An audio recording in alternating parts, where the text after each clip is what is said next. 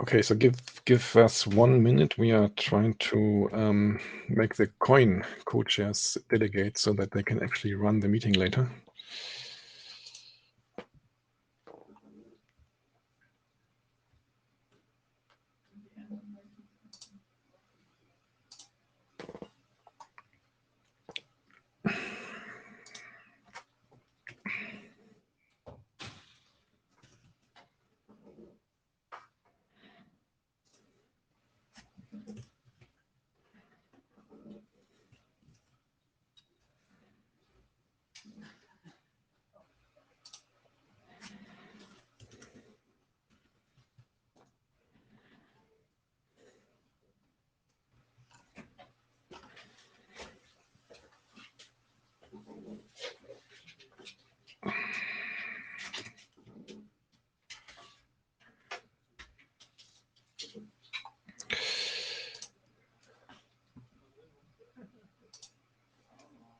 Okay.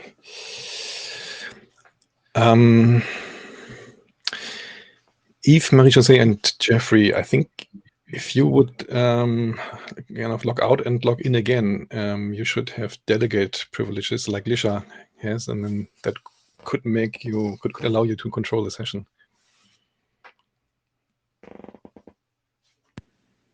I'll try. Thanks. I'll give that a shot.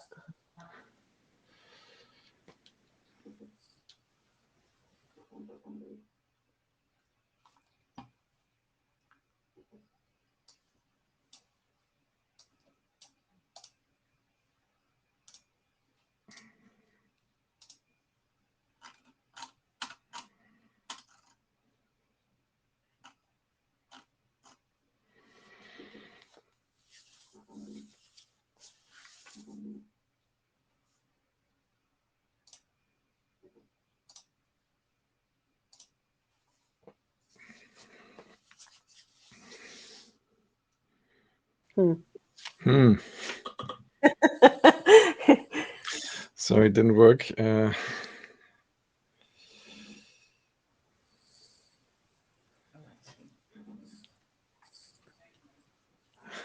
Let's wait for Marie-José. No luck. Okay.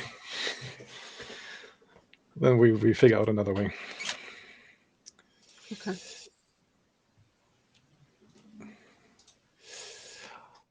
Okay, let's start. Welcome everybody to this IETF 114 joint IETF session on ICN and computing in the network. So this is a joint meeting of ICNRG and CoinRG. So we have some common topics, some mind share in like distributed computing and networking. So we thought it'd be a good idea to try a joint session. And so that's what we're doing today. So today, the first session will be on ICN topics and the second half will be on coin topics. I'm the co-chair. My other remote co-chair is Dave Oran. And we have Lisha Zhang in the room who kindly agreed to help us as a local co-chair today. Thanks a lot. Yeah, as all meetings, this one is recorded.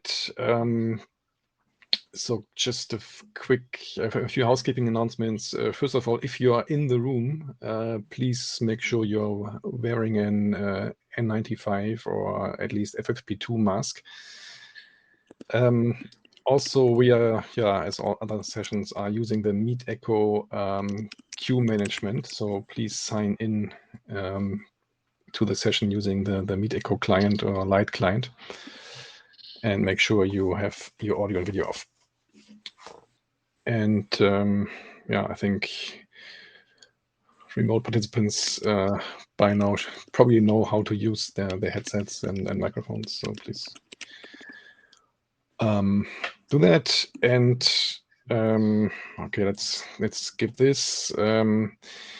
So we are following the IETF IPR disclosure rules. So in essence, that means you are expected to let us know if you hear, see, or say anything that has IPR relevance in a short time frame. Okay, this is obviously recorded. And there's also a privacy and code of conduct. Please consult these links if you are not familiar with these rules. And finally, yeah, we like to remind you that, well, we are here to do research, although that we are using the same mechanisms for managing documents, and some research groups are also publishing RCs. We are typically we're not doing standards, so this is purely for research, for enabling experimentation, and so if you're unfamiliar with this, check out RC 7418. Okay, so this is ICNRG. Please join our mailing list if you haven't done so. So we earlier agreed on having Marie-José as a note taker for the first half and me for the second half. So that's all sorted. And this is the ICN agenda for today. So we're going to hear about the update on ping and trace route and the update on the data time encoding spec. And then Nikos is going to present research work on selective content disclosure using zero knowledge proofs. And yeah, that's it for now. And let's start with the ping and trace route update, unless there's anything else you want to suggest for discussion today. All right. So I'll stop sharing.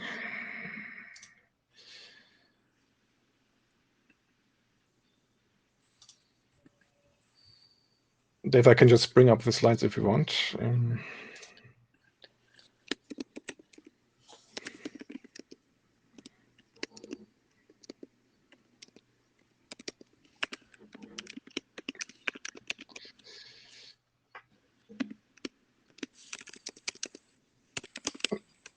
So Dave, can you hear us?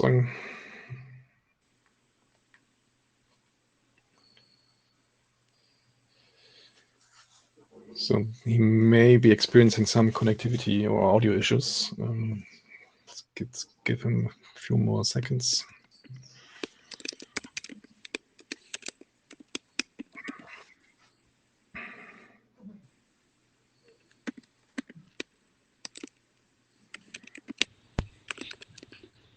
Okay, can you hear me?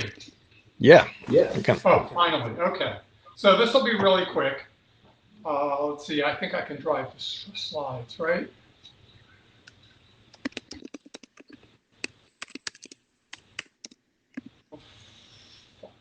How do I drive the slides? Just a second.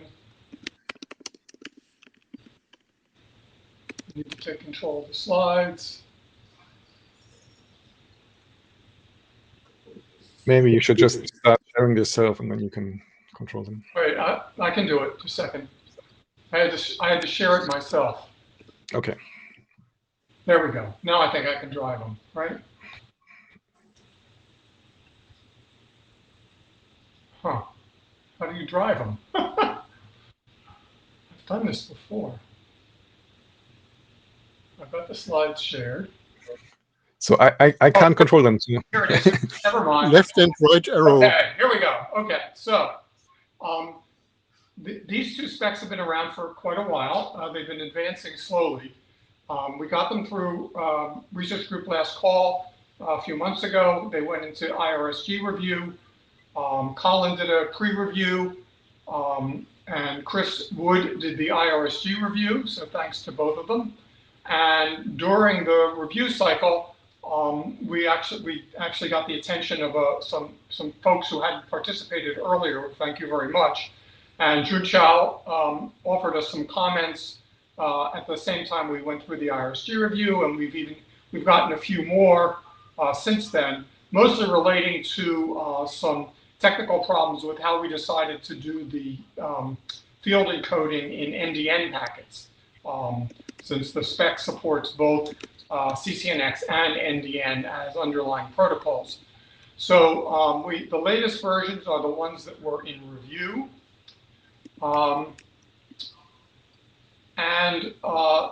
So we've made one set of updates.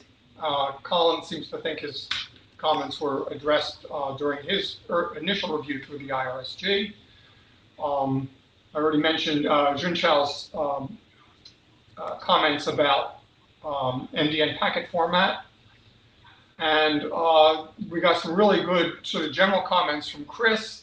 And those have been responded to on the list. And we'll try to get those changes into the spec pretty quickly. So there's one other area where we seem to have blown it on the packet encoding for NDN, which is how the path steering capability, which is not actually in that spec, it's in another spec, gets placed in the ping and trace route packets. So we need to do a little bit of technical work there, both on the ping and trace route specs to point to the path steering spec. And then since the path steering spec is mine, I'm going to do an update of that to get the NDN packet coding correct. So moving forward, we're going to update both of those drafts plus the path steering draft in the next few weeks. And hopefully that will be able to move everything forward. I'll make one quick note that the path steering draft is still an individual draft, and Dirk's going to talk probably at the end about whether we are ready to adopt that as an RG item so that we can move it forward in parallel. The ping and path steering, the ping and trace route can go forward without path steering since it's useful in the absence of that. But they work, I hate to use the word synergistically, but you know that's probably the right word, together. So having them all in the game here is probably a good idea. So I'll take any questions folks have. This is pretty straightforward.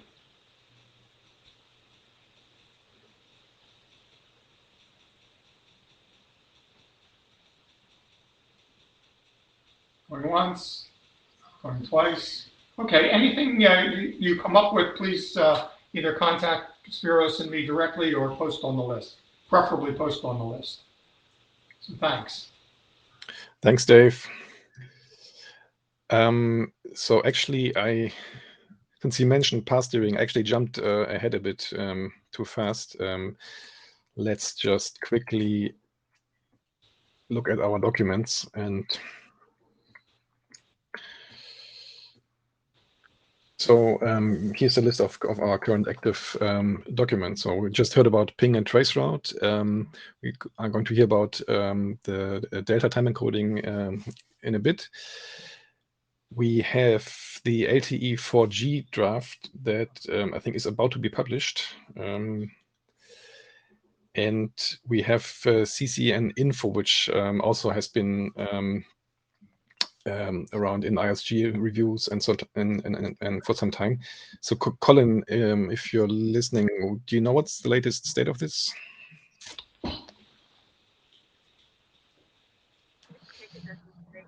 The CCN info draft. Give me 1 second. Sorry, I'm trying to listen to too many meetings at once. Yeah, sure.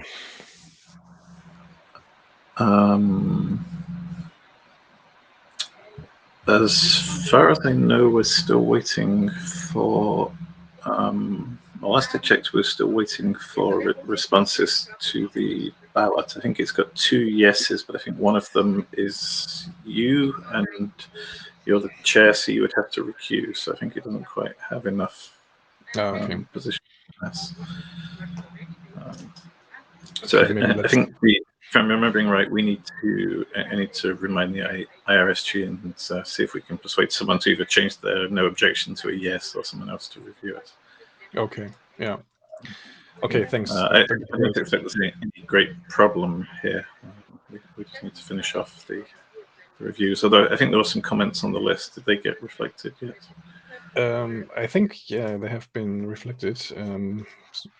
I think this should be ready to go. To be honest, I think probably good to remind people once and get this. Yeah, get this I will remind people again after this meeting. I've sent a couple of reminders already, but I will do it I again. know. Okay, great, thanks. And yeah, so Dave just mentioned path steering, which is not kind of really required for ping and trace mode, but it's like in the same mental model of using ICN. And just to remind everyone that there has been an IPR declaration on path steering. So just to, I think we shared this on the mailing list as well, but just for completeness. And last time we discussed adopting it as a research group document. We didn't really follow up on that so far. Just checking if there are any opinions on that. Okay, so then it's up to us to follow up on the mailing list. So yeah. Maybe Jose, if you could note this in the meeting notes, that would be great. Let me just mention what's the deal with this IPR declaration. So this is Cisco IPR, and Cisco, of course, has the standard IETF, MAD type IPR disclosure, which says you can use it just fine, no royalties, anything like that, for IETF documents. Now, the problem is that Cisco has no policy for IRTF documents since they're not destined to be standards. So Cisco did not put in an IPR declaration on path steering because they didn't know what to say. So this is the third-party declaration by me. So just so people understand, this is in this sort of nether world where Cisco doesn't know what to say about it, since they don't have a policy for non-standards documents. Yeah, thanks. That's good to know. Okay, so with that, let's move on. And so next on the agenda would be Thomas, who I think is in the room, and I think I should bring up the slides, right? Yes, I'm in the room, and it would be nice if you drove my slides. So yes. This is an update of the alternative delta time encoding for Ccnx using compact time formats. This was recently adopted, or after last IETF, or sometime then, as a research group document. So this is actually the research group document version 0 I'm presenting, which has addressed a couple, let's say, cosmetic things and also editorial aspects. So I will give a brief recap. Next slide, please. So what is the objective? We are looking at constrained IoT networks here. And in this context, the research group has produced the RFC 9139, which is ICN low pan. And there was one open question on how can we make the time encoding more efficient, because in these constrained environments, the bandwidth is low and the latency is high. We have slow links, lossy links. So the more data you put on the link, the more you lose. And this the I mean, generally the field of power is that the node processing capacities are larger and less battery energy consuming than using the links. So we want to pre-process or process on the nodes to save link bandwidth. Next slide, please. And for this, we look at the TLVs that represent time. So this is the way it is encoded currently in the Ccnx specs. So we have relative times. That is that is an offset with given in milliseconds with a variable length.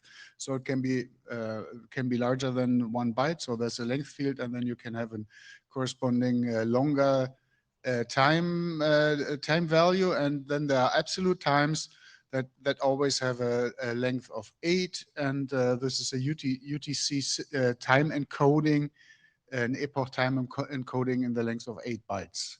So next slide, please.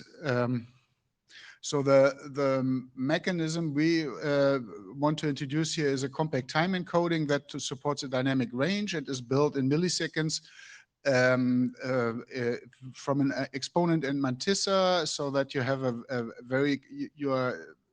have a relatively high precision in the small time values and a relatively coarse-grained precision in the larger values. So if you look at the formula, you have the subnormal part where you actually start with the distinction between the two formulas is that the upper formula starts with a 0. So you have basically you divide the mantissa, and then you divide further for the value of an exponent value of 0. If the exponent value is larger, then you actually go into an exponential representation, which is coarse-grained in larger values. So next slide, please. So the existing time values are in interest and data messages. So in the interest lifetime, you have a relative time in the hop-by-hop header, and in the interest message itself has a signature time, which is an absolute value. And for the data, you have an absolute value for the hop-by-hop header, which is the recommended cache time, and you have once again a signature time, which is also an absolute value. So the idea is to convert the recommended cache time to relative times and to compress interest lifetime, but leave the signature times intact. So next slide, please. So what changes is in the case if you're given the currently existing protocol, in the case where it is encoded a length of 1, so that means a short length field, then we put in we want to put in the compact time offset, and in the case the length value is larger than 1, in the encoding we use the regular. We just keep the regular timing intact to make the protocol to plug into the existing protocol encoding, because as we understand, not all CCNX packets are on constrained devices. So next slide, please. So this is the case for the protocol integration for the recommended cache time. Before it was an absolute value of length 8. Now we change to this duality. If it's encoded with a length 1, then we use a compact time offset of 1 byte. If it continues to be length 8, then it's the regular timing value. So next slide, please. Sorry, we already had the cache time. Sorry, yeah, I'm fine. I was confused. So what are the diffs to the version 0.5 of the individual draft? So we updated the integration of the interest lifetime and the recommended cache time to interpret the corresponding values. We added equations to approximate the conversion and to estimate the error that actually occurs, because you cannot represent every value anymore. There's an approximation formula which helps to see what error you're producing. It's a simple formula. We also rearranged the references and the acknowledgement section. And from our side, this is a pretty mature document, but please feel free, feedback to get this document finalized. Okay, questions? Answers. Rick Taylor, Ori Industries. Just a sort of general question on this one. How far does this deviate from IEEE 754 formatting? I notice you've got no sign bit. I'm assuming you don't support infinite values. No, it is. I've actually we had this discussion. I mean, there are different time formats existing. There's this IEEE format. There's also a time format by the IETF that was introduced, I guess, in the context of some routing protocols. So my question is not about the time format, it's about the floating point format. So everyone's pretty well experienced with IEEE 754 floating point for 32-bit floats and 64-bit floats with silicon support. I know there's an 8-bit float support used in graphics quite heavily. If this deviates too far away from that, are we losing the ability to use silicon that already understands how to do this work? I know I'm just interested in the diff. I know you don't need negative times. No. And I know you don't need unrepresentable times, you know, division by 0, infinity, and so on. I'm just wondering whether the working group has considered the benefits of not including support for those weighed against supporting something that's pretty industry standard from a sort of silicon perspective as a sort of well-known way of dealing with floating point numbers. I mean, we had the discussion. We had a longer discussion about the actual format, and also about, we were also discussing the IEEE format. I'm not sure I recall everything correctly in the moment. So maybe, I mean, if this is, should probably have a follow-up on the list. If we need to recap all this discussions. It's actually something like 2 years ago or so. It's great work. Don't get me wrong. I just think there's some nuance in here, but thanks. All right. See nobody else on the queue at the moment. Yeah, thanks a lot, Thomas and Cenk and team for progressing this, and also for everyone paying attention to details and providing comments. So we hope to get this finished in the near future. Okay, so let's move to our next agenda item, and this would be Nikos with his presentation, and he wanted to run the slides himself.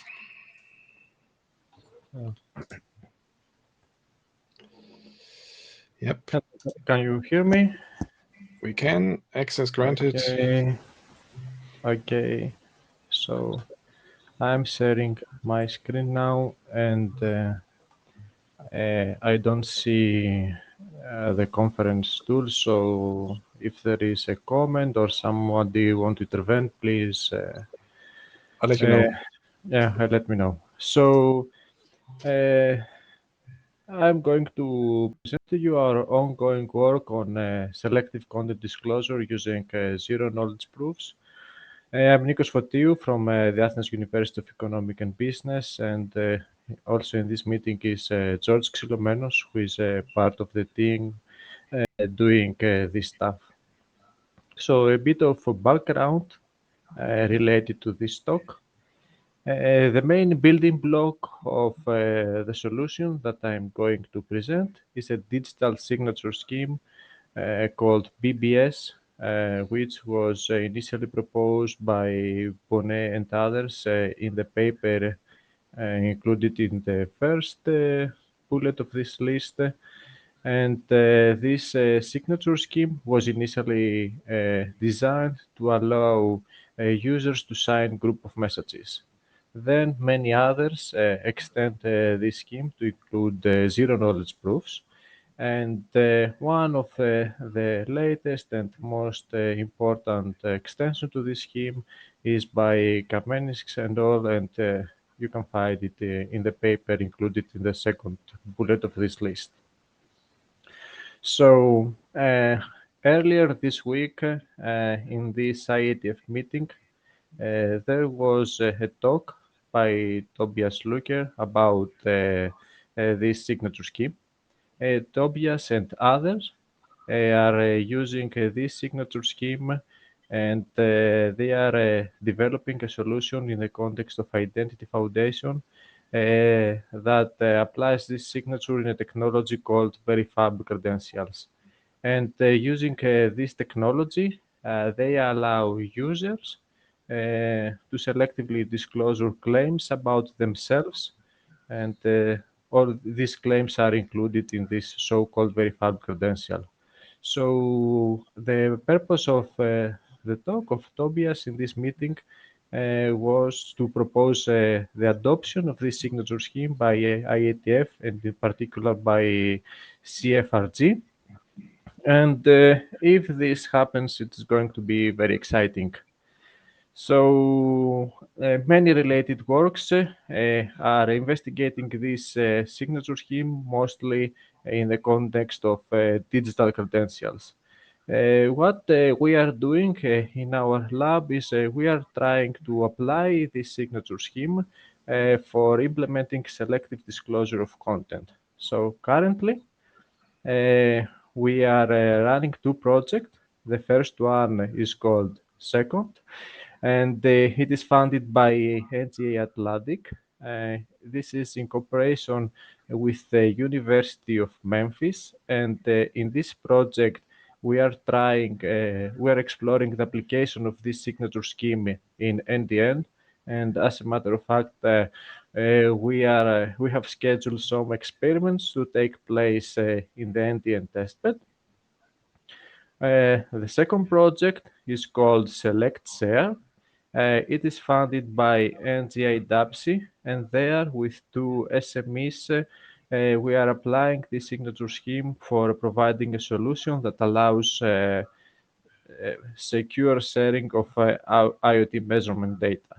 So you can find more information about this project, as well as reports, pointers to source code in the URL included at the bottom left part of these slides. So what is our goal with these projects? We want to develop a solution that will allow caching of data on which we can make computations. So we are not talking about bulk data, but we are talking about data like relational database or data streams generated by IoT devices. This data can even be the log of operations in a distributed ledger, or it can be the graph of a distributed social networks, you name them. So the applications are countless. So we want to allow the storage of this data in third-party storage providers. We want to allow users to request portions of this data. And at the same time, we want to enable these storage providers to provide proofs of integrity, but without sharing with them signature keys. So let me give you an example. So this JSON object represents a data item that includes information about some measurements generated by an IoT device. And this file has been assigned by somebody, for example, the device owner. And this file is stored as a whole in a storage node, which can be something akin to a web server, to a CDN node, or even to a cache. And we want to enable users to perform queries like this one. So I want from this particular file to access the temperature measurement generated by this particular device.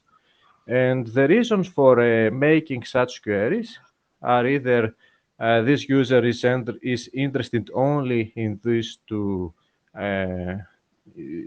fields included in this file, or even more importantly, this user is authorized to access only these two fields. And we are working on a solution that allows firstly users to perform such queries, and we do that in a way which is compatible with NDN API. Secondly, we allow storage nodes to respond to these queries in a way that allows users to verify the integrity and the correctness of the generated response. So I will first introduce the signature scheme, which is the main building block of our system. So I guess you are all familiar with digital signatures. Traditional digital signatures allow a signer to sign a message, and then a verifier can validate the digital signature of this message using the public key of the signer. So group signatures are very similar. The only difference is that the signer, instead of signing a single message, it is capable of signing a group of messages. And then the verifier can, in a similar way, validate the digital signature of this group of messages. So far, there are no significant difference, but group signatures have a very nice property. They allow a third party, which we call the prover, that has access only to this group of messages and to the digital signature, to hide some elements of this group of messages, and at the same time provide a proof that proves that the revealed items are correct. So more formally, this proof is a zero-knowledge proof that proves that the prover knows a digital signature that covers both the revealed and the hidden messages. And since this digital signature can only be generated by the signer, this zero-knowledge proof is a proof that the revealed messages have not been modified. So works in this area are focused on two problems. The first problem is related on how to transfer structured data in something that resembles to this group of messages, so that the BBS signature scheme can be applied. So in our work, we focus on data items encoded as JSON objects, and we are using a mechanism called canonicalization. And this mechanism transports a JSON object into an array of messages. So you can see in this example how this JSON object on the left has been flattened to this list of messages on the right. So this is a very simple and straightforward example, but for more, let's say, advanced JSON objects, like those that includes arrays, the canonicalization approach is not straightforward. And we are using a canonicalization algorithm that we have created by ourselves, and it's the security properties of this algorithm have been formally verified, and they are included in the publication that is located on the bottom of this slide. But there are also other working groups working in similar canonicalization algorithms, so there is a great space for research in this area. So the second problem is related how do we request specific properties of a data object. So how do we ask from a storage node to give us to generate a new item that includes specific properties? And in our work, we are using an approach called framing. So a frame is just a JSON object that includes the keys in which we are interested. So in this example frame, we indicate that we want to extract from a stored item the device ID, the temperature, and the created key of the metadata field. So if we apply this frame to our example JSON object, we'll get a new JSON object which is the same as the original one if we extract the fields that are not included in the JSON frame. So we are working on a framing mechanism that allows us to make more advanced requests. So, for example, here we have a JSON object which includes an array called measurements, and this array includes key value pairs. And we can have a frame like this one. So this frame, in essence, says that from the measurements array, we want to learn all values whose ID equals to temperature. So if we apply this frame to this array, we get something like that. So again, this is an open area with a lot of space for research. So let's see how do we apply all these mechanisms to NDN. So we have an entity, we call it the data owner, that generates this structure item. So in this example, this JSON object. And this data owner signs this item and stores in a storage node, which we call it the producer. Then the producer assigns an identifier for this item and advertises in the NDN network. Then any user can send an interest message that includes the identifier of this advertised item. Moreover, this interest message in the application parameters field includes the JSON frame that we want to apply in this item. And by convention, the identifier included in the interest message is appended by the hash value of everything included in this app parameters field. So this interest will end up in the producer. The producer will extract the JSON frame. It will derive the new item. It will perform the canonicalization algorithm. It will calculate the zero knowledge proof, and then it will send the output as a data packet back to the consumer. Now, a very nice, interesting property of this approach is that the data packet that the producer will send back, it can be cached by an entity which may be as well oblivious about our zero knowledge proof mechanism.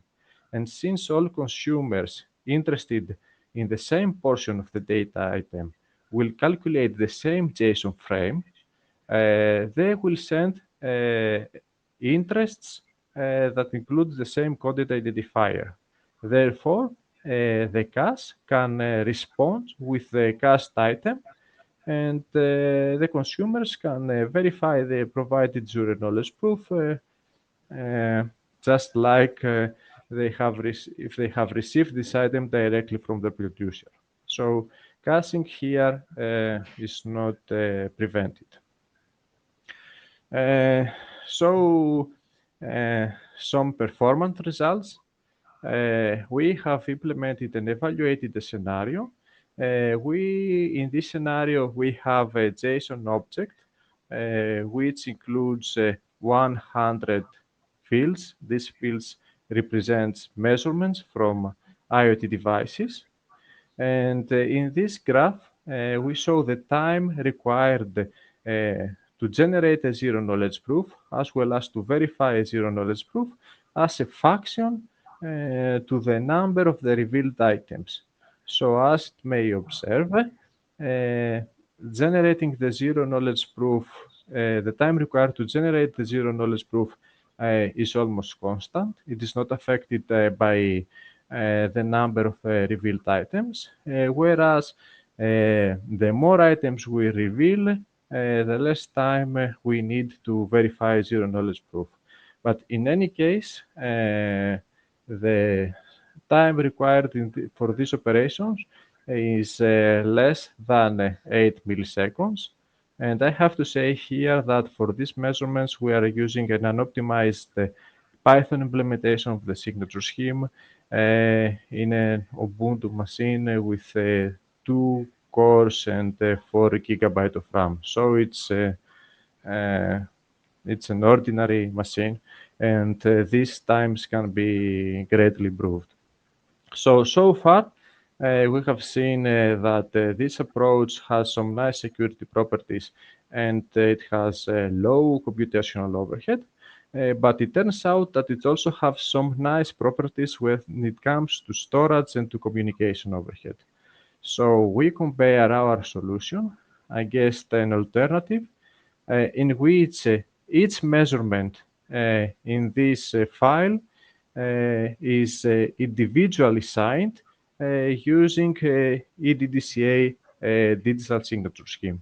So we assume that if we assign each record of this file individually, we achieve the same security properties, which of course this is not the case. And we measure the computational and the storage overhead. Of course, it's straightforward that having 100 different digital signatures requires more storage space as opposed to having a single digital signature.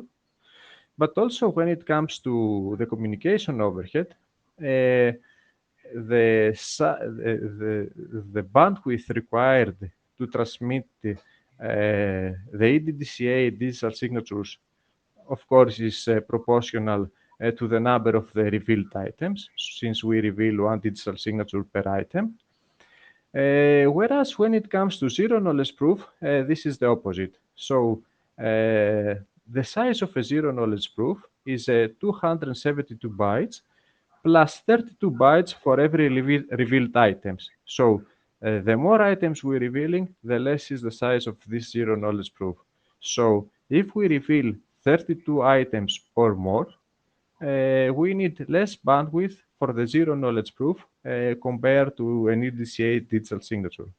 Of course, in both cases, the computational overhead required for transmitting these digital signatures is small.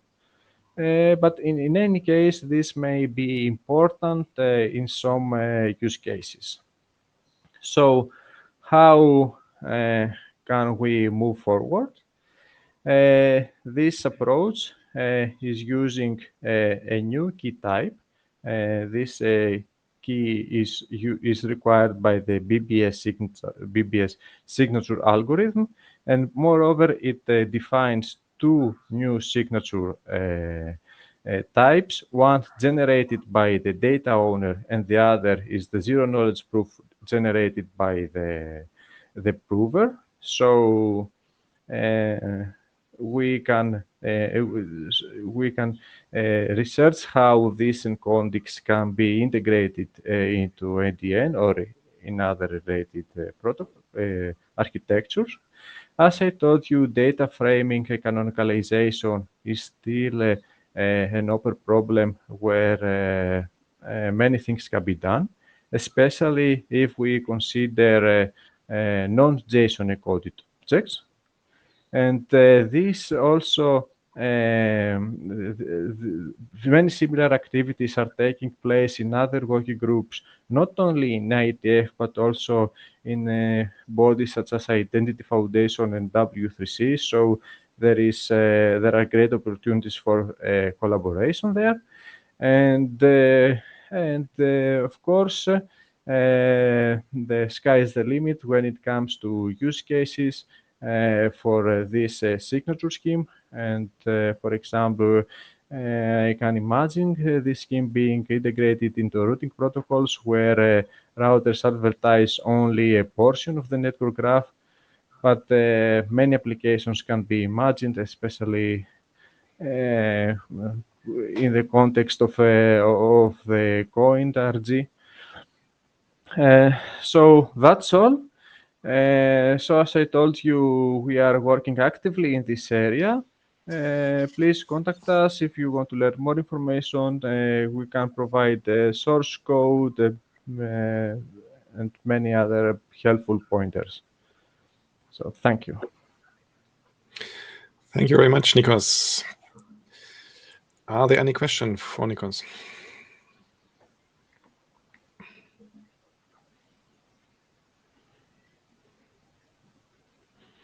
So do you have a paper published on this already? Not yet published. We have under submission. Okay, great, thanks. So I was wondering about this JSON object integration, what you call framing. Is this actually a CRDT like operation? So like an addition where this commutative and so so basically it doesn't really matter which order you do these additions. You can add or combine several objects in a row. Actually, this is an open issue, so Okay. it is mostly no. It is only a read operation. Okay, so but suppose that you want to access an object, and your response is cast somewhere. And then somebody else wants to access a subset of the object that you requested. So it is a very nice problem if this intermediate that has cast the previous response, how to generate a new object that can satisfy this the new request, which in essence request a smaller portion of the original message. And of course, combining such responses and creating new object is also another very interesting open topic. Yeah, I think so too. Great. Yeah, thanks for bringing this work to us. I think it fits really nice into the spirit of this session. So ICN and CoinRG. I see no other questions. Well, I think let's follow up on the mailing list if people have questions, and looking forward to the paper. Thank you. Thanks, Nikos. So just quickly, I realized that some people seem to be having connectivity issues or audio-video issues, which cannot explain directly. So it works perfectly for me, but could be a good idea to just share some of your experience in the chat. So just to maybe figure out what this is. So I'm connecting from Germany. I don't have any issues today, but I heard from others that it doesn't really work so well.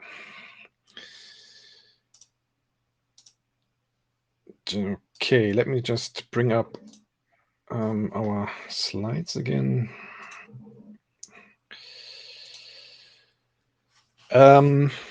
Okay, so just a few things that we shouldn't forget about.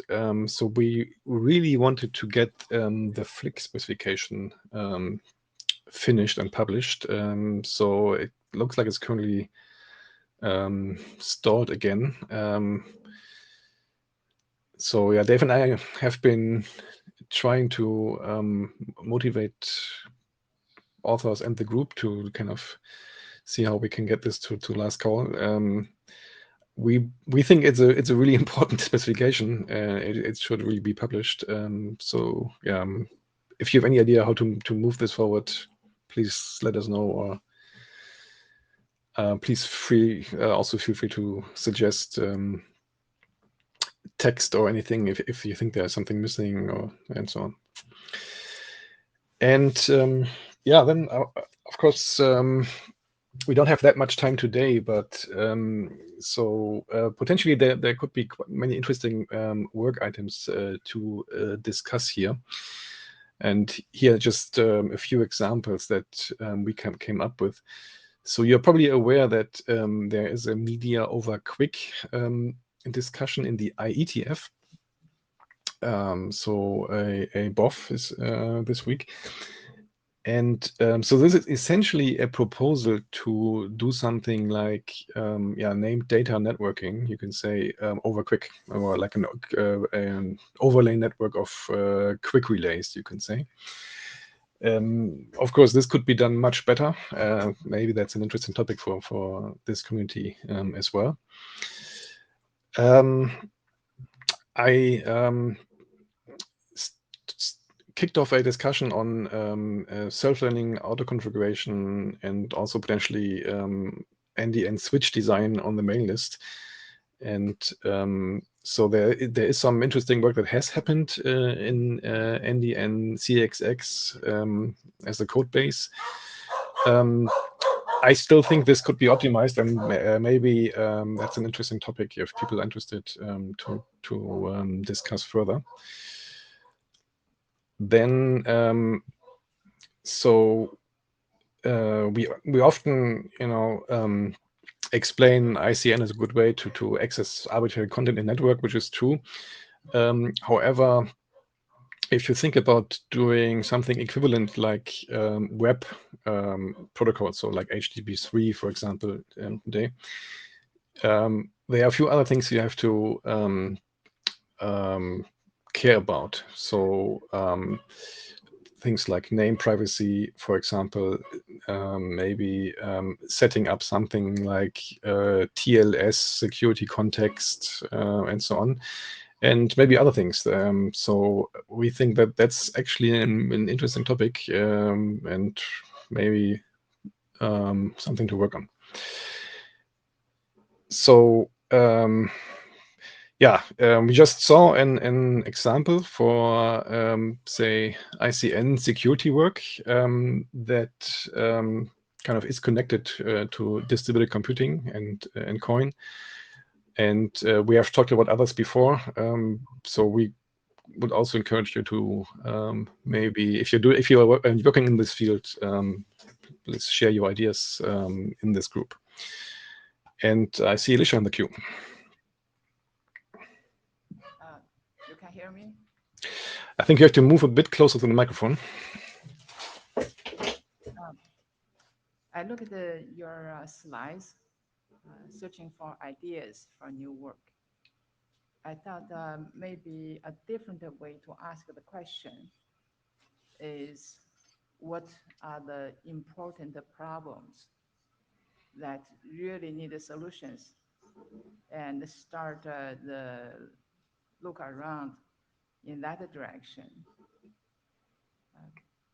So like the current suggested list is give me an impression, sorry if I'm saying the bad words again, this is like you really look for work to do. On the other hand, research group really should addressing the burning challenges, not trying to figure out what to do next, but rather among all the problems, what are the important ones and still manageable to make progress.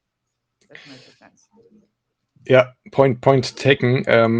Okay, I didn't explain this well enough, and of course, some of these points are actually motivated by actual problems. So, for example, like this first one, Meteor over Quick or ICN. I mean, there clearly is a problem in distributing real-time multimedia content over the internet, and so these media over quick ideas directly stem from this change in the CDN environment.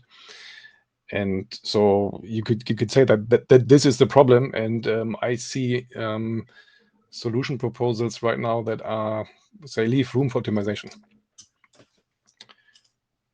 So if I speak again, I think that if you look at the issue from that direction, that could give people much better ideas. If we just look at, say, media over ICN instead of quick, it wasn't clear, I suppose, to many people why you do that. Yeah. Given quick is really, they transport protocol that is catching all the attention. Mm. If you state the thing in a different way to something like media over quick does not address the following problems, and which could be addressed supposedly by over ICN, that will really get people moving to look into why there are issues with quick and how ICN can solve the problem. I would also add, take the floor now. I had some private exchanges. I guess you people remember with your chairs, also with Collins. I think ICN's fundamental secret sauce is named and secured data. I am a bit afraid that the names are not really fully utilized as a semantic power. And the security seems to be, I don't know, ignored, forgotten, or otherwise people don't know how to do it, so they just skip it. I worry that without showing people how ICN can help address the security challenges facing the internet, we are really losing the real power of ICN. I'm telling you. Yeah. Thanks. No, I fully agree. So that, like, just quickly, this first item here is not intended as just like a protocol drop-in replacement or something. It's more likely referring to the like bigger picture, the architectural problems. But we don't have time today to discuss this.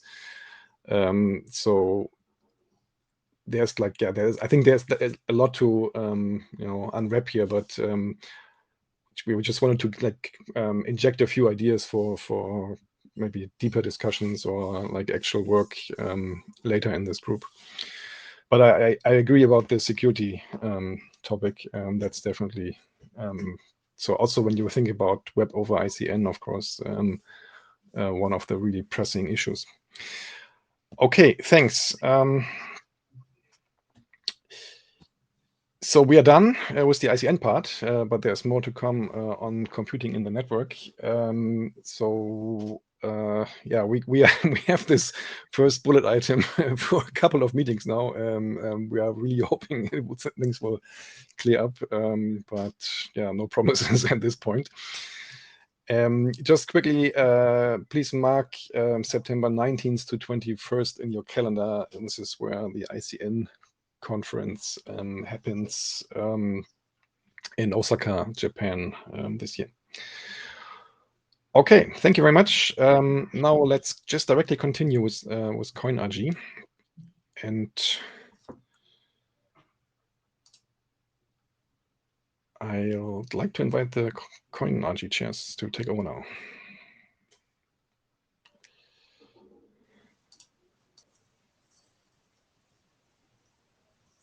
Hello.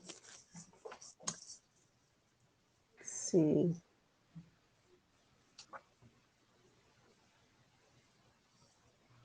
I guess because I'm not a delegate, I have to request. What do I have to request to share slides? Yeah, probably. I think that's the best way. Yep. Okay.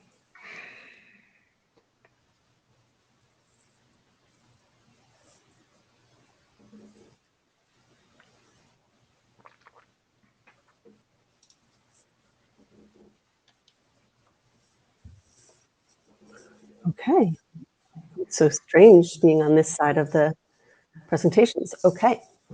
Hello, everybody. We're thrilled to have part of this session. I'm Eve Schuler, and my co-chairs are Jeffrey Hay and Marie-Josée Montpetit, and who are also here. But here is that we are all remote. Some of us had hoped to be there in person, and we're disappointed due to COVID and other airborne diseases that we are not there. We hope you all are staying safe.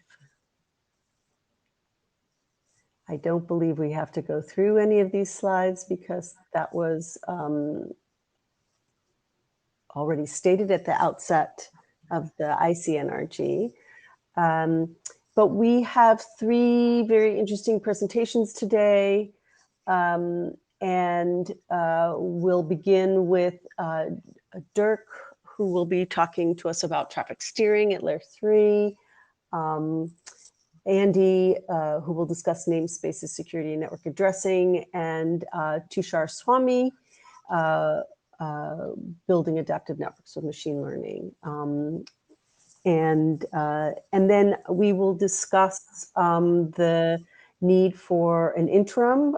There are several things that we've had on our to-do list for quite some time, namely a more pointed scoping discussion, really synthesizing many of the conversations, discussions, and debates we've been having on the mailing lists for many months, and really to take a step back and try to scope, as our charter states, rescope or scope more articulately or deliberately. And the other task that we would like to accomplish in an interim, possibly a separate interim, is to revisit the many drafts that have been written and how they fall into the architectural space. So with that, let's see, I think Marie-José wanted to, oh, well, you are here, so it's kind of funny, if you're not here, this is how you get to meet Echo. You won't get to see that. But nonetheless, because this is a shared meeting, it's a little funny how Meet Echo tracks or doesn't track the history of this. It will appear in the ICN meeting minutes and meeting under the data tracker, the meeting directory, but not in the CoinRG. So that I think is an oversight for Meet Echo, and hopefully we will submit that as something we'd like to see changed. Our minutes are being tracked in the same space as where ICN is, which is great. And thanks to all the people who've been contributing there. Marie-José, I think you had said you wanted to talk about our document status. Oh, okay, yeah, I just wanted to say that we have 2 RG documents that we would like to move forward. One is expired, and the other one I think needs updates. We have a ton of other documents, and that as Eve said, there's a lot of them that maybe they're still good. Maybe some of them should not be. Maybe they just expired and we don't want to continue anything. But it would be good for the authors to tell us what they intend to do. And again, I think this is going to be very much what we want to do at the interim, where we want to take some more time. We also want to relook at some of the charter. I don't think we need to be recharted, but there's goals that we had that we need to look into, and we will do that again in a September timeframe. Yeah, we've been hit pretty much by the COVID, and I think we're all a bit under the weather. Yeah, so I think without taking more time, because we're already are 3 minutes late, Dirk Trossen will present some work for actually related to routing and addressing. And I would like to mention that Tushar, who's going to have our last presentation, but not least, was also the Applied Networking Research Prize winner. And since that the last session, Dirk said that he was looking forward to start having maybe some work in in machine learning, intelligent networking, that type of stuff. And this is exactly what Tushar is going to present. And of course, the namespace is always a common thing between ICN and us. So I think those 3 presentations will be very complementary to what was presented before. So Dirk, please, we're waiting for your Take the presentation. floor. Yeah. Take the floor. Yes. Slide sharing. Thingy. Okay, what am I? For some reason, I'm not able to Right, so you have to stop sharing first, Eve. Yes, I'm trying, but my machine is giving me beeps. It's not. Let me just do that for you. Thank you. Perfect. Thank you. And Dirk, can you see share preloaded slides in the top, or is that just for shares? No, I don't. I Okay, can see that I erased the slide request. Oh, okay, yeah, right. I think it has to go through you now. Yeah, let me just bring your slides up and then I can drive them if you like. Thank you. Yep. Yes, as Marie-José mentioned, this is work that's related to what you could call advanced packet forwarding, if you will, or routing. This is joint work with my Huawei colleagues, Karima, Ramin, Zora, and Artur, and also with George Khaled, Tum, hence the two logos at the bottom. You can see, if you can go to the next slide, please. Oh, do I? No, good. So the problem of runtime scheduling that we looked at, and there is an accompanying draft, was in the list that Marie-José looked before. So scheduling and joint network compute optimization has been talked about in contributions to Coin before. So the environment that we're talking about here is execution of services in a distributed service environment, where in particular virtualization drives the distribution of a service implementation in one or more service instances, right? They are available in one or possibly more network locations. And you have to make a choice which of the instances you would like to use for your computation. That's essentially the runtime scheduling problem. The additional problem comes in through, and we capture this through the notion of service transaction. It may require an affinity to service instance after you made an initial decision, because of ephemeral state that has been created. So this type of affinity needs to be observed. Otherwise, you're putting additional requirements on the application to move state, which you can do through shared data layers, but not all of the application frameworks necessarily work with shared data layers. So the problem that we outlined is to find the best service instance to serve the client transaction at runtime, while we also preserve the affinity after the decision has been made. And the solution is called computer-aware distributed scheduling. You can see the two key aspects. The one is it is computer-aware. So best that we put in quotes there is an awareness of the compute capability of the service instance. And it is distributed scheduling. It does not go via an inflection point. It's done at the ingress to the network. Okay, yeah, there is no. Thank you, Dirk, for giving me the control. I can see them. They're a little bit faded on some of the browsers, funny enough. Oh, was that correct? Yeah, that was correct. Sorry. So we're basing the cards idea on a system that routes service requests based on service identifiers. That's also, there's a certain proximity there to ICN, if you will, in the sense that so we have distributed, geographically distributed sites with the service instances. They are shown in red on the more right-hand side of the picture. Client issues service request, which is destined to a service identifier. And the incoming semantic router, which are the red bordered one, SR1, 2, and 3 for each of the clients, forward the service request towards a suitable destination, which is one of the possibly many service instances, the 5 that you can see here on the slide. That's 3 different locations. So you have 3 different locations, but 5 different instances.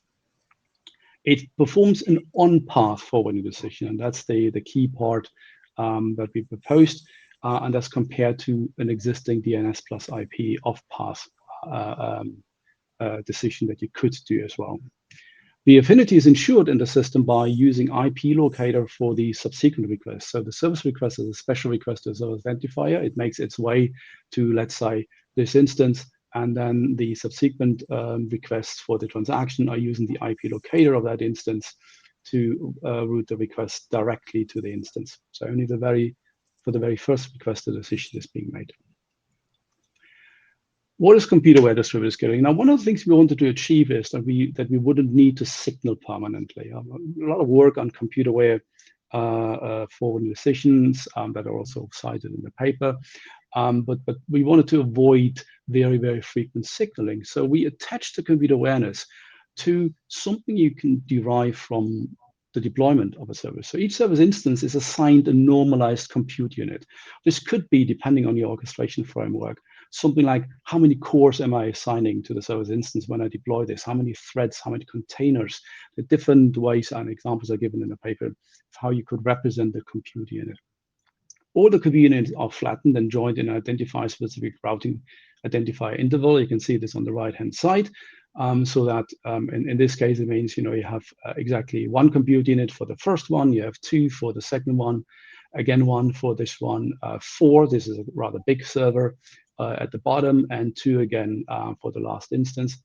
And it's then distributed to all routers correctly, the semantic routers, so not the routers, the standard IPv6 routers, only the routers at the inquest that are shown here.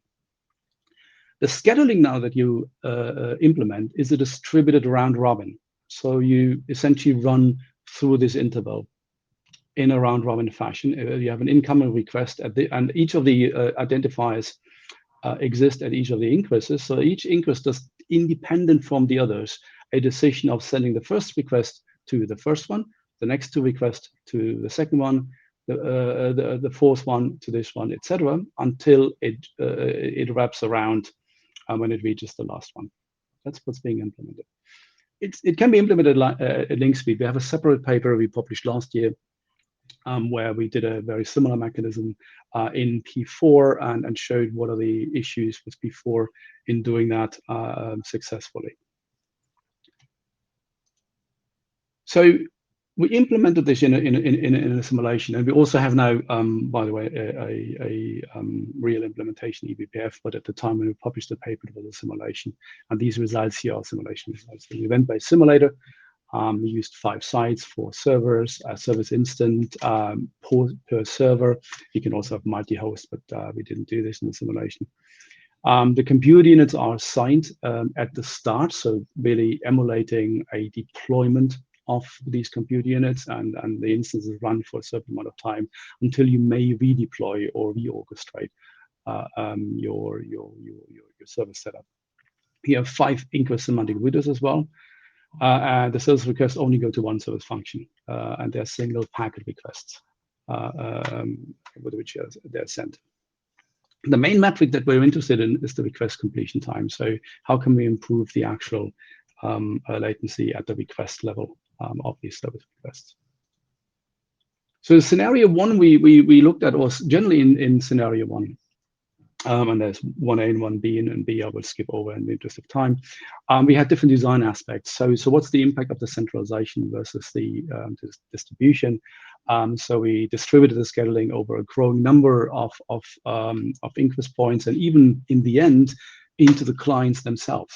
Clients could be seen as an inquest point, very, very much close to the actual application, versus an idealized central scheduling. So idealized means we neglected the actual path latency to route to a central point and only centralized the actual logic. So not necessarily the actual latency. Obviously, you will have different latency.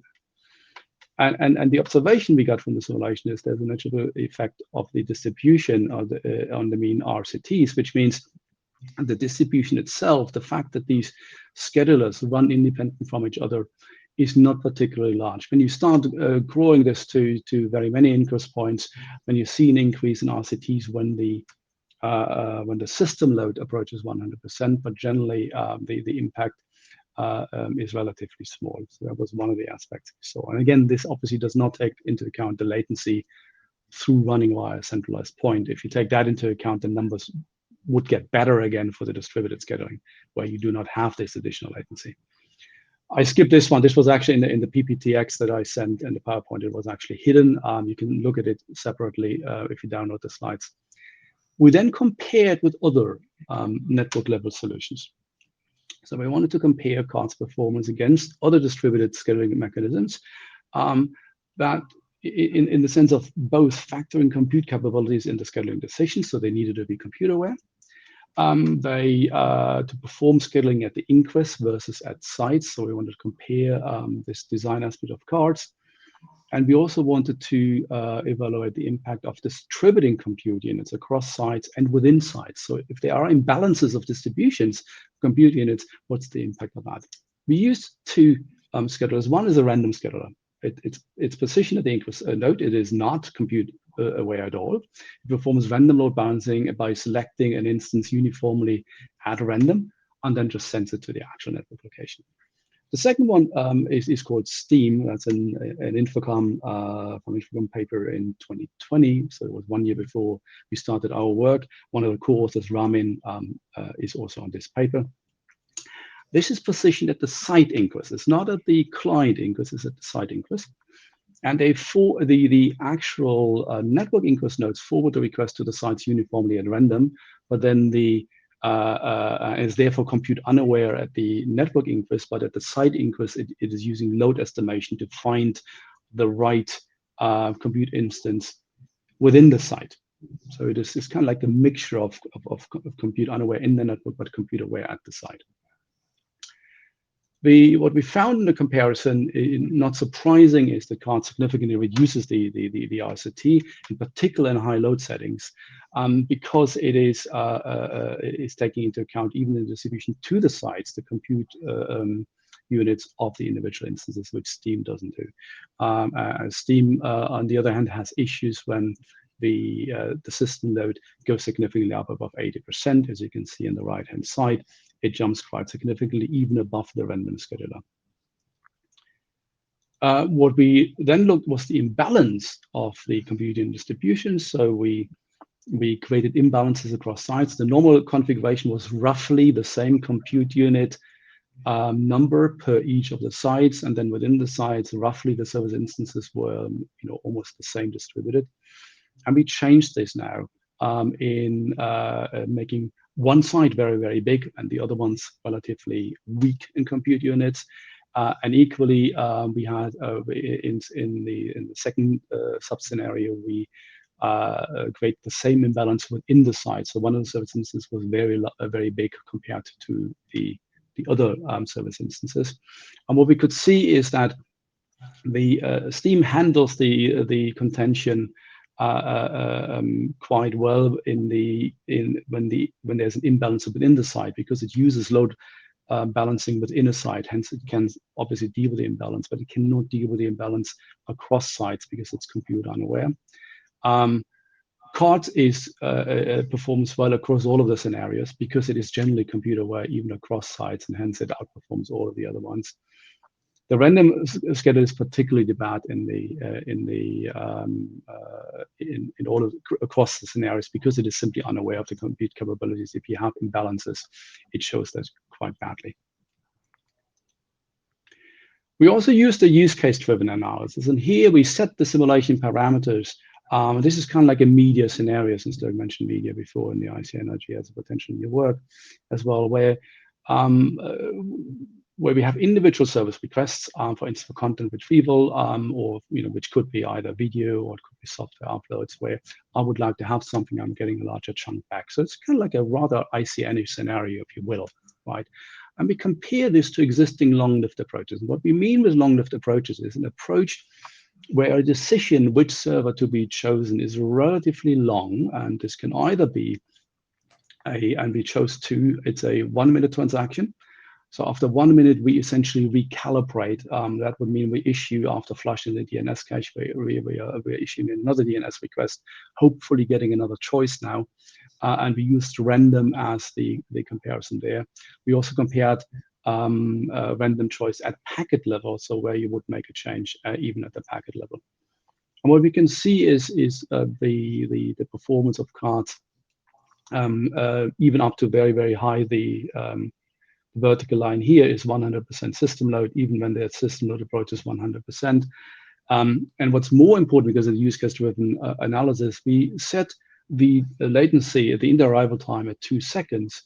I said, well, what about if we have an upper bound latency of 1.5 seconds? So meaning I still have enough time to receive the packet and do whatever decoding I need to do, but 1.5 seconds should really be the upper bound latency. and what is the number of clients where this upper bound latency is being exceeded. And we can see that cards, in comparison to the other mechanisms, serve significantly more clients. So if you draw now a horizontal line, which would be very much at the bottom of this graph, you can see that cards serves 24,000 more clients than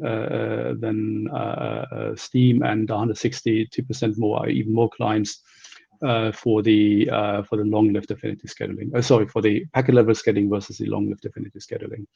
So the packet level computer aware decision, a little bit expected, has a significantly higher performance. So what's the conclusion? Well, the conclusion is that we try to show with this work that we can integrate computer awareness into the steering decision at the data plane level. These are two pieces of work, the system that we outlined in the paper, but also the accompanying P4 work that we've done before to show that you can implement this at the data plane level through programming frameworks like P4. The computer awareness here is a relatively static computer awareness, so it doesn't require frequent load signaling. It just says, well, are you going to put a big server versus a small server somewhere? That's already enough to make fairly good decisions, and it doesn't have much signaling overhead. That's the good thing.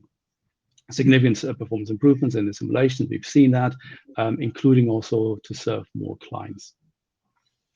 So where do we want to push this work? This was, as I mentioned, IFIC networking paper, and my apologies for the mix-up was getting the proceedings. I accidentally disclosed the author link, as I was told later, and the website had to be shut down. So I went to the coin list. The link was only live for a couple of minutes. The proceedings should be available now, even though I don't have the link handy at the moment.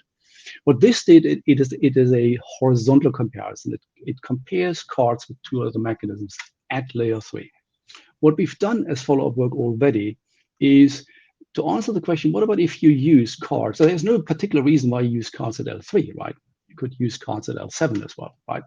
And that's a vertical comparison. And we did this at the moment in a new paper that we published in the upcoming FIRA workshop, where also the namespace paper that you will hear next is going to be presented, which compares what we then position as an off-path traffic steering at L3 against, an on-path traffic steering at L3 against an off-path indirection-based resolution at L7. And it compares, so that it allows us to somewhat compare the usage of the same mechanism, computer-aware mechanism, but with different systems at test. And you can find those results in that paper. I think the proceedings will be live at some point. The workshop is going to be in August, third week of August. That was it. Thank you very much.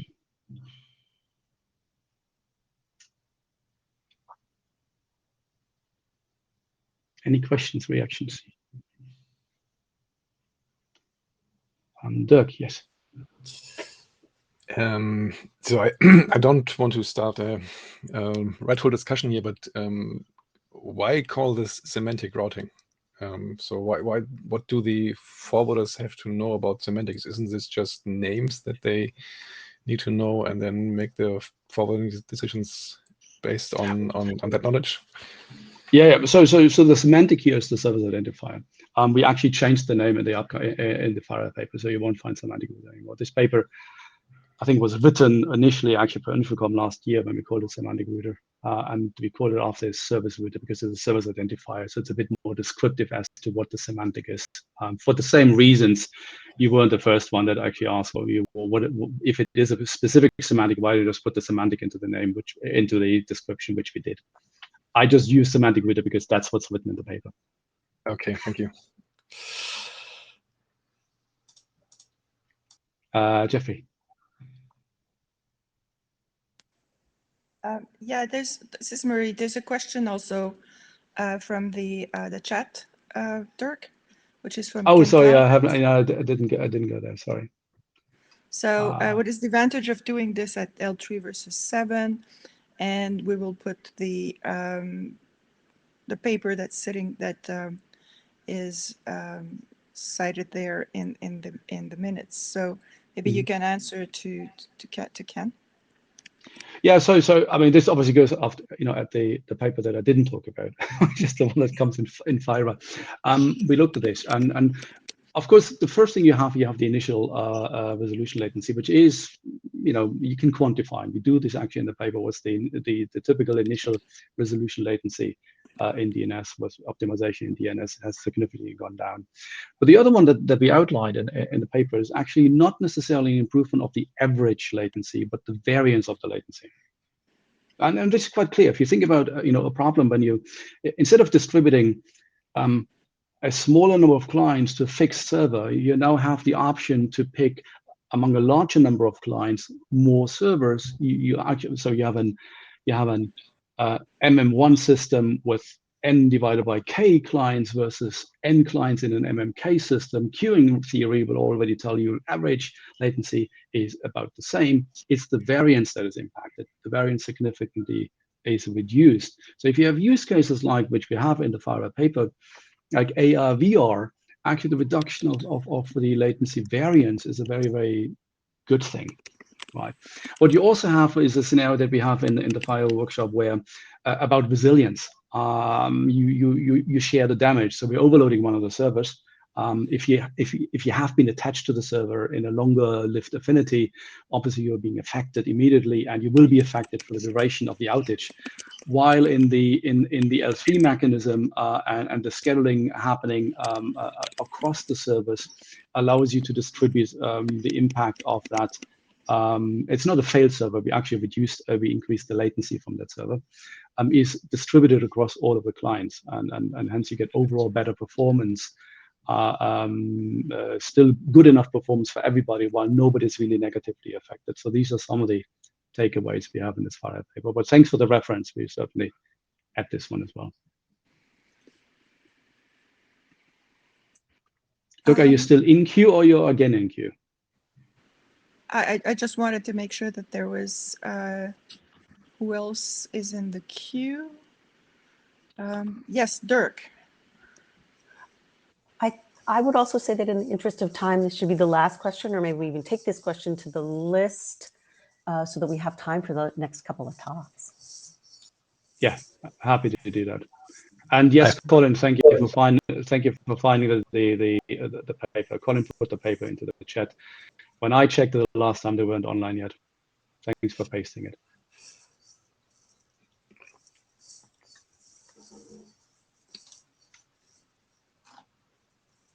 Okay, I think Andy, to you, thank you.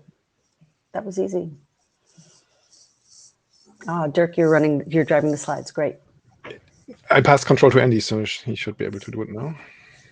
Okay, this is all fairly new to me. Oh, and it's come up on the wrong camera as well. So you're getting a side view. I won't try and fix that. Yeah, this is some put together fairly recently. I don't know if maybe go on to the next slide. I think you can do it yourself with your cursor keys. Okay. Yes.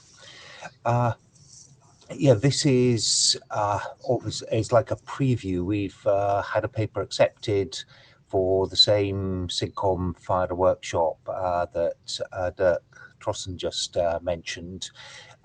So this is like a preview of what's in that paper without necessarily getting into all its detail. It's also, and we've got that's the reference for the workshop. We think the agenda hasn't actually been fully published yet, but presumably will be very shortly.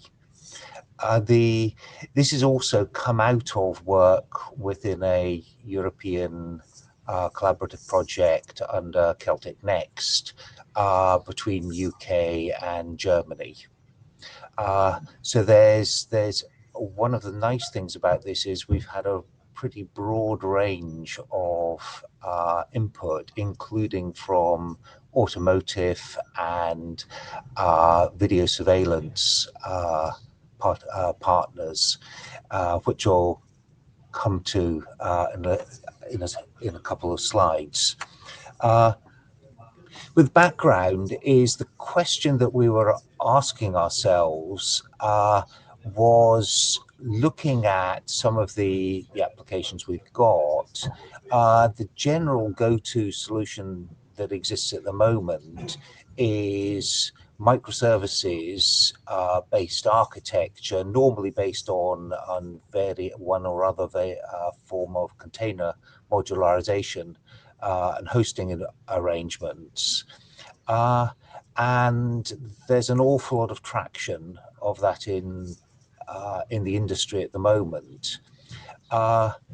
And we started by noting that there's a lot of good reasons why the modularity associated with containers seems to be a good thing, covering quite a wide range of things. So starting even from the code development, if you're following the agile agenda and looking for a modularity, ability to refactor and so on, it provides a very good way, a good unit of modularity in your application development.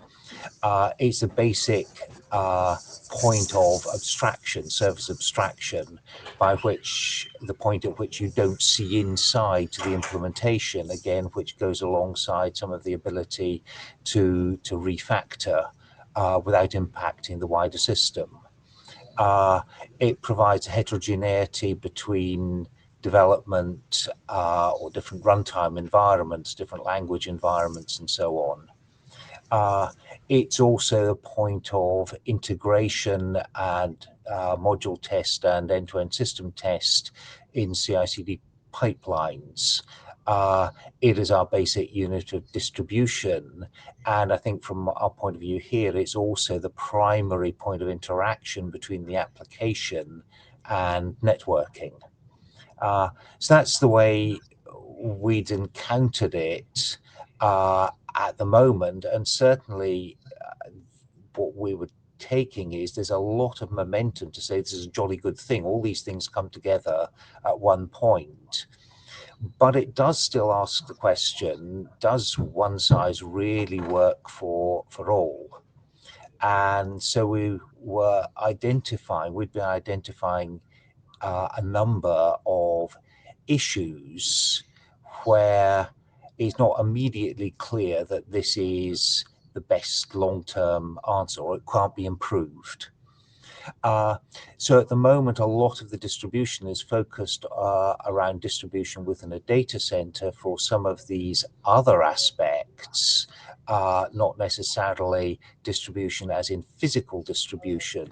And when we think about physical distribution, there are some more demanding constraints that present a great more complexity in working out the distribution and the management of the distribution. The scale of the service abstraction, the point of service abstraction, is largely fixed. So once you've decided your web services, for example, your web services interface, it's hard to go back and then break it open into subcomponents that are within it and say, I want to distribute a part that's within a container module, take that out and distribute it somewhere else, which then also sets up a trade-off that you have to decide fairly early on in the in your application development. If you choose small modules, that gives you a lot of flexibility, particularly in the way you might choose to implement the distribution. But you've now created a large number of networking interfaces between these small modules, which create a performance overhead. If you select large modules, you can greatly improve the efficiency of the communication by internalizing a lot of the communication within a module, but now it's inflexible and it's much harder to break open bits in the future. And then coupled with that, some of the solutions that are out there at the moment, sidecars and proxies, for some of the compute environments we've been looking at, would be very heavyweight indeed. So that's some of the background to the way we've been looking at this. The couple of use cases that have been really interesting, certainly I found them cause a lot of good thinking, in understanding what drives the potential for physical distribution. There's been an awful lot of discussion about edge compute. One that we've been looking at, distributed video processing, does appear to really produce a use case where out at the edge processing of upstream video does make a lot of economic sense. If you've got a video application where you're wanting to extract features from the video in real time, if you try and do that at the camera, then that's quite heavyweight and costly addition to the camera. It also makes upgrading or changing any algorithms you're using much more complex, because you've got to get it right up to the camera, and there are all sorts of security issues associated with trying to upgrade the software on it. If you bring all the information up to the cloud, well, firstly, you require the full video bandwidth all the way up to the cloud. It's also got the potential issue that what you've uploaded is the full raw video stream with all sorts of other information which you don't necessarily want exposed and cross-correlated in a way that you never intended for the particular application. So the edge, doing the video processing at the edge would appear to give you the best of both. The other one, completely, in so many ways, completely different, is looking at the automated production facilities in a smart factory, where the sort of things that we understand are developing there is going for a greater scale of production automation, moving where you've got and changing from an environment where you've got a lot of legacy or existing interfaces for sensors and actuators, to have an architecture that's a lot more modular, where the compute facility may be in very small boards, where a Raspberry Pi may even appear fairly heavyweight, that is connected directly to the actuators and sensors, but is also doing a lot of the compute in a distributed way. And when you start looking at this, it looks like architecturally a very similar sort of architecture to some of the applications we've been looking at that are much more large-scale WAN type distribution. So that it seemed to us that there's a growing convergence between these, what are very, at the moment, very specialist, very small network environments and production facilities are becoming to look much more like the sorts of distributed applications that we might see in a wider network. Then coupled with that is one of the things that drives this is that as the production gets more complicated, the time to reprogram is a big concern, and the modularization of the compute potentially can help that very considerably. So the sort of basic architecture we've been looking at is represented here, and I won't particularly go into the detail. Key points are that at the moment there is almost complete isolation between application namespaces and network addressing, and we end up with these fairly heavyweight adjunct devices that, amongst other things, are essentially mapping the application namespace to network addressing, so the sidecars and the proxy load balancers and so on. So what we're looking at and what we've been and what the paper comes to is what ways can we improve the way the network works that can give a much greater visibility and connection between the namespaces of the application and network addressing. And so the three things that we've been looking at, and the three things that the paper concentrates on, firstly, Can I just request, in the interest of leaving a little time for our last speaker, that you try to wrap up in the next minute? Thanks. Okay. So the first one is bringing together the compiler and the orchestrator, which are the things the compiler maps the application namespace to addressing in the computer architecture. The orchestrator maps application things to, or the services to network addresses. If we could bring the two together, then the application could see much closer to the way the network addressing works.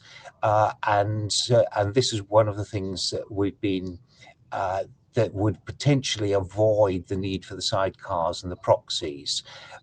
There's a lot that we'd sort of look into this, and happy to sort of take further discussion on.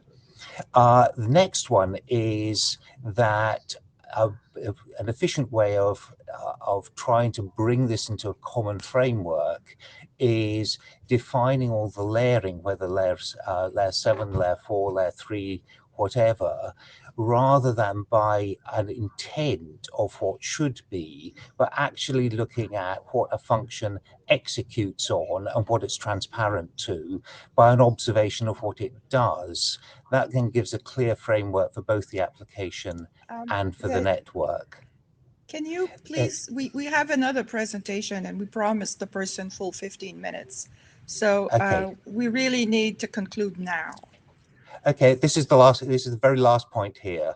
The final one is possibly most radical, is that in order to join up the network addressing much more coherently with the namespaces of applications, the network addressing would work much better if it started as fundamentally private addressing that then can be extensible and contextualizable in the same way that namespaces work.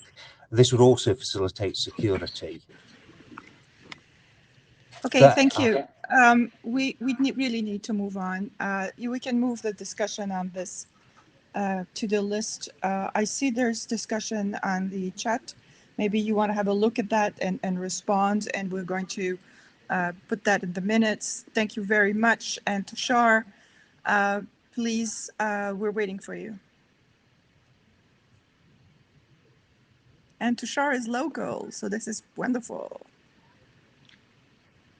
Can you hear me? Yes. Is it possible to give control of the slides? I'm on the meeting. Yeah, just trying to find you in the list. Just a moment. Oops.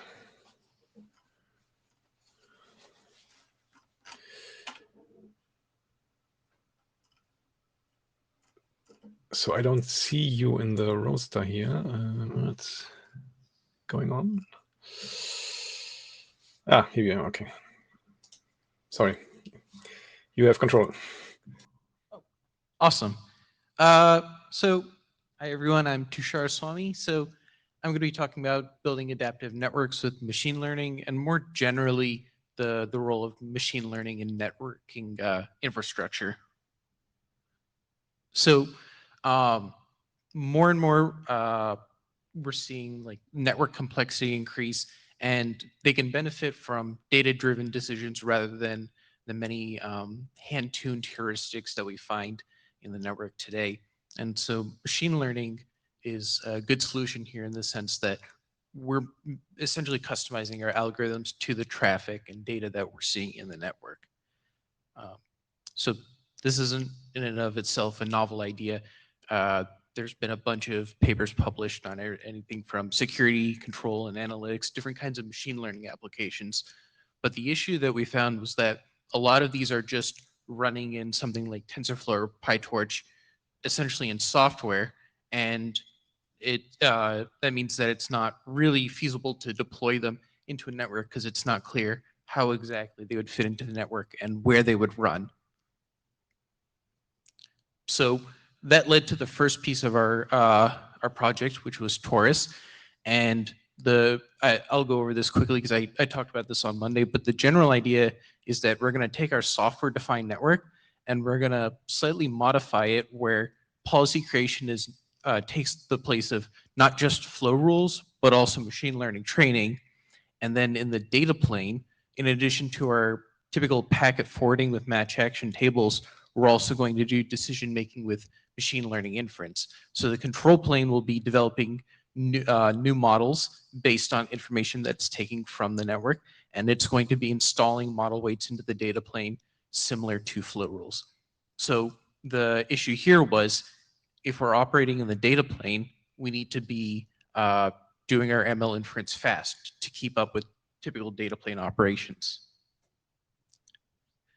And so that led to Taurus, which was a switch architecture, a pipeline for enabling ML inference at a line rate, at a per packet level, and being able to essentially give you a programmable fabric so that you can put in different kinds of machine learning applications while still meeting your per packet line rate operation. And so we're reusing a lot of typical programmable switch hardware like packet parsers and match action tables, but now the packet parsing is doing things like feature extraction. We're using match action tables for rule-based pre and post processing. We have our typical traffic manager, but we've inserted this MapReduce unit, so based on the MapReduce abstraction, and that's what implements our machine learning inference. So the takeaway there was the robustness of our network is going to be based on the quality and speed of your reaction, and that means that machine learning inference should happen at a per packet level in the data plane, and this is what the Taurus architecture aims to do.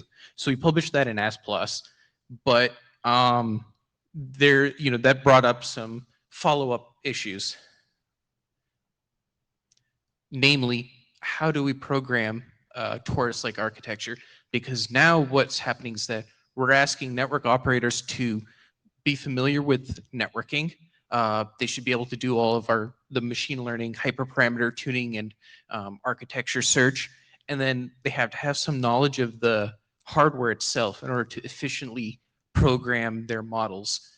So it's actually kind of a lot to ask. And this was one thing we found by talking to different people in the networking community. They said, if you give us an easier way to program this, an easier stack, we'd be more inclined to use it. And so that led to our next project, which was Homunculus, which was essentially a high-level compiler or framework for generating these data plane models depending on what kind of hardware you had available.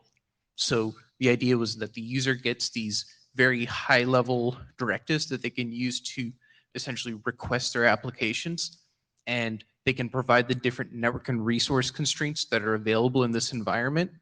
And then the compiler will simply generate binaries for your different data planes, in this case, a Taurus switch with optimized ML models.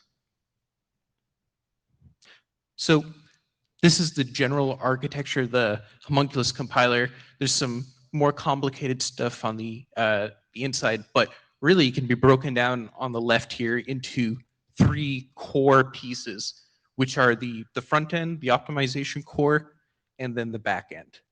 So the idea here is the user is inputting some sort of data set for their application.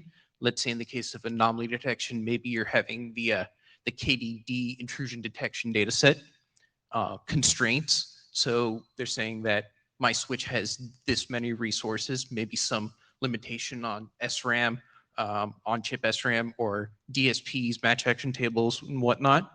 And also network constraints, like I need to run at 1 gigapacket per second, or I have a latency requirement for my SLO objectives. Each switch needs to run in under 500 nanoseconds or something like that. So you input that data, it goes through the compiler, and then you get a binary for your data plane. So a little bit more concretely, you can imagine the users programming their switch in, say, P4, And then the machine learning portion is programmed by providing this data and configuration information.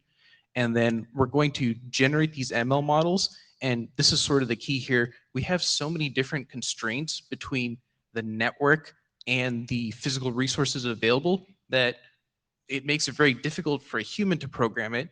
But that means that it actually reduces the search space in an AutoML fashion to the point that we can actually reasonably traverse the AutoML space and come up with optimized models here. And so to do that, we actually use multi-objective Bayesian optimization with feasibility constraints generated from the network and hardware constraints.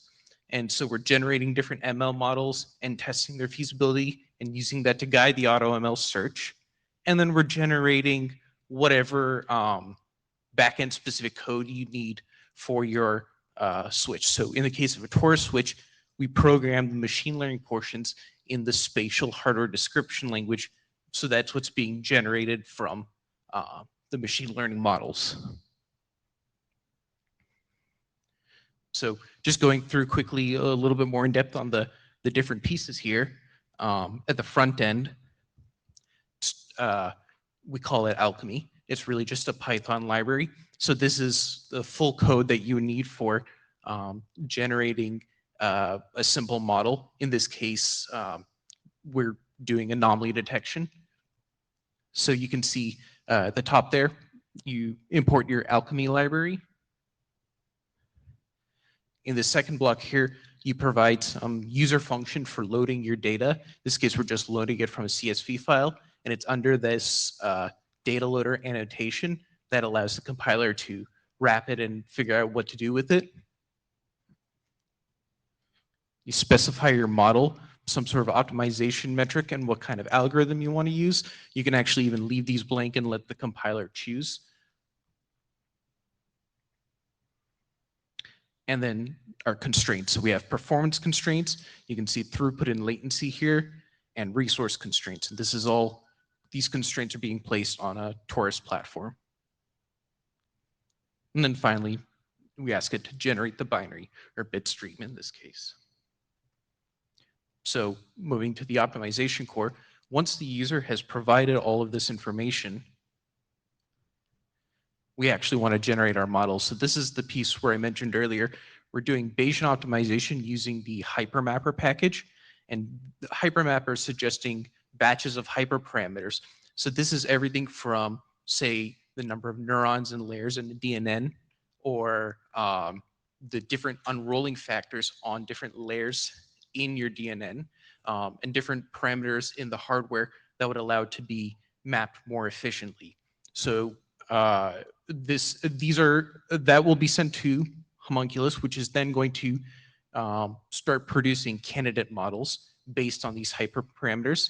It's going to test the models and see how well they're performing, say how good or bad your accuracy is, and then doing these feasibility checks. So if someone requested 1 gigapacket per second throughput, did this model that I tried out actually meet that? Does this model map properly onto these resources?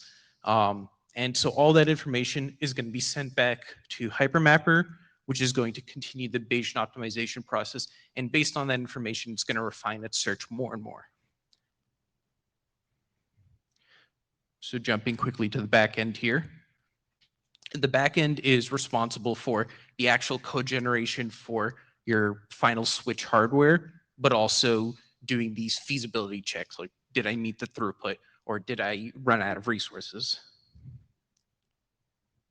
And that's really just a built from a template library. So this is all supposed to be modular, so you can slot in different backends into Homunculus. But in this case, we're building a multi-class classifier with a DNN with packet parsing and deparsing. So we're just building out of these smaller component functions, and these will all be customized based on those hyperparameters that that were suggested by the Bayesian optimization process.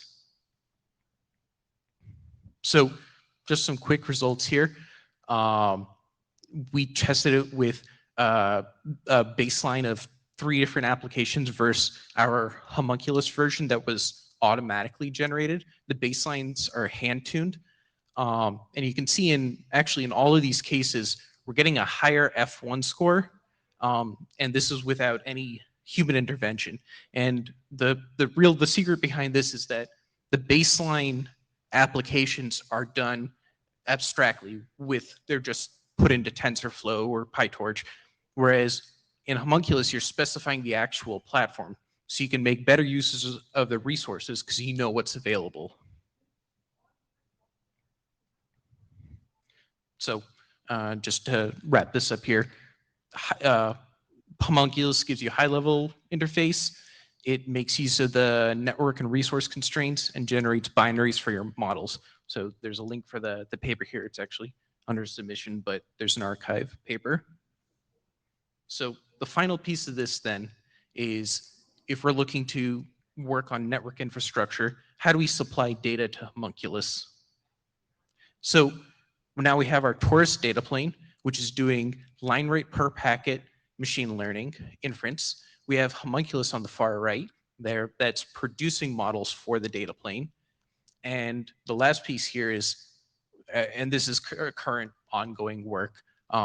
So how do we take telemetry data and clean that data to feed it to Homunculus so that we had this loop of the network essentially taking measurements from its own data plane and then building progressively newer and better machine learning models, which then it installs back into the data plane, and just keeping this loop going.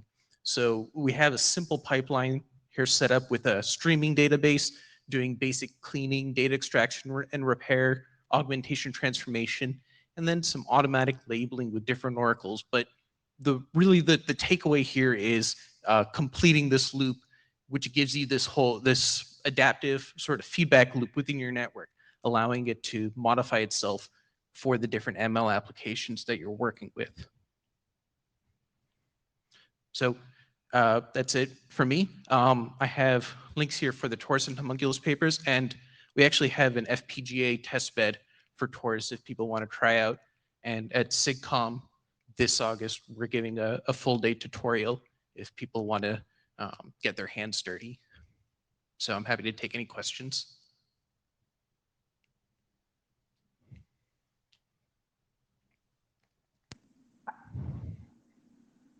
Thank you very, very much. Yeah, this is the type of research that this group is absolutely interested in, not only because it has this idea of the computing in the network, but also the data-driven approaches and the idea that AI can be a tool in networking, not just some kind of magic that people think they put everywhere. I don't see any questions. Oh, I have a question. Sorry, I'm jumping the queue. Go ahead. Go ahead. Go ahead, Eve. Okay, this is Eve Schuler. And I guess what this goes back to, I mean, so what I heard you say was that you're putting, the ML needs to be line rate, the feature extraction. And that seems to be sort of one of the challenges here is not just match action as we know it for packet headers, but there's this whole other kind of algorithmic stuff that has to happen at very high speed. What kinds of feature extraction? I mean, so you talked about, you said there were sort of 3 use cases that you applied this to, but I've been very curious for a long time. In this group, we've talked about something called ubiquitous witness, which is really taking image data and doing feature extraction. And have you done anything along those lines that would potentially have a larger overhead and kind of thwart you in this regard? So we haven't done much with image data at the moment. So in this case, feature extraction is more based around like predefined headers. So say like our packet parsers and match action would be pulling out, say, like an IP address or something of those along those lines. But yeah, we're looking to start dealing with some sort of image classification networks in the data plane. But yeah, we're not certain actually what like the best use case here would be to motivate say grabbing images from your packet and then how that applies to the like the network So things infrastructure. further into the packet, right? Right.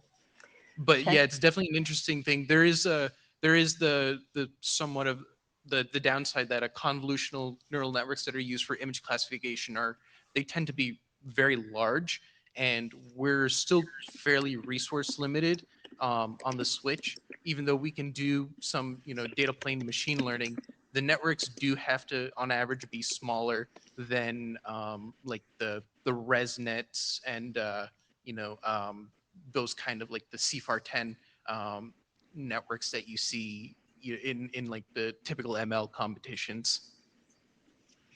Thank you. That was a great talk. Yeah, thank you very, very much. Other question? There's somebody at the mic. I have a question, Tushar. Can you identify yourself, please? I am Hisham al-Bakuri. So my question is, you update the model inline? Do you update the model inline in the data plane itself, or the model is created in the control plane automatically using these tools, but it gets updated also by the control plane, not in the data plane, right? Right. Okay, that's it. Yeah. Thank you. Yeah. So the data plane is as far as the data plane is concerned, just has a static model. It's doing inference by applying it, and then the control plane is responsible for taking measurements in the network, refining models, and then in its own judgment, when it's time, sending those models out to the data plane.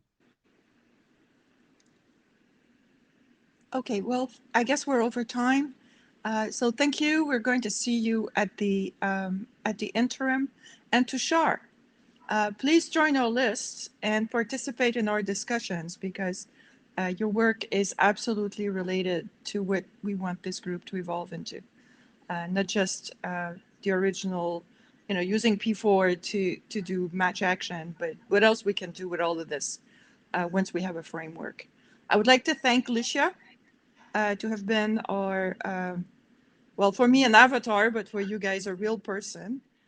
Thank you very much, Licia, for having given your time for us, and hopefully it was good. I would like to thank also Dirk and Dave to have allowed us to be hosted in their 2 hour. We reorganized this a little bit at the last, a bit late, because we gave our own slot to somebody else who could not use their Thursday slot. And I would like to really thank ICNRG to have hosted us. I think we are showing more and more that there are so much in common between the two communities, so that I think it was good, and maybe we will have other similar co-located meetings. I was thinking this afternoon there's the distributed networking meeting, which also has a lot of overlap with what we do, and I think in terms of the research that was presented today, I think it shows that CoinRG is still very much a very active topic, and I think a more and more active topic in networking. And thank you very much, everyone. And for those of you who are local in Philadelphia, have a wonderful end of meeting. And for those of us who are a little bit under the weather somewhere else in the world, I wish us all to feel better. And for the other ones who are not sick, well, don't get sick, and please stay safe, everyone, and have a good flight back. And hopefully we'll be able to see you in London. Thank you. Thanks for doing this with us, and thanks, Lisha, for being our co-chair. Bye-bye. Bye, thank you.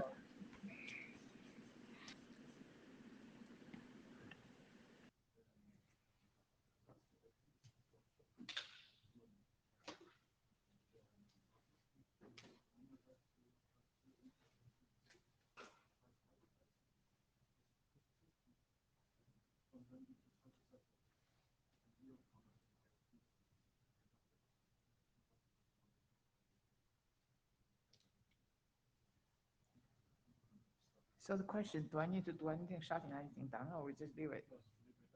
Okay, great.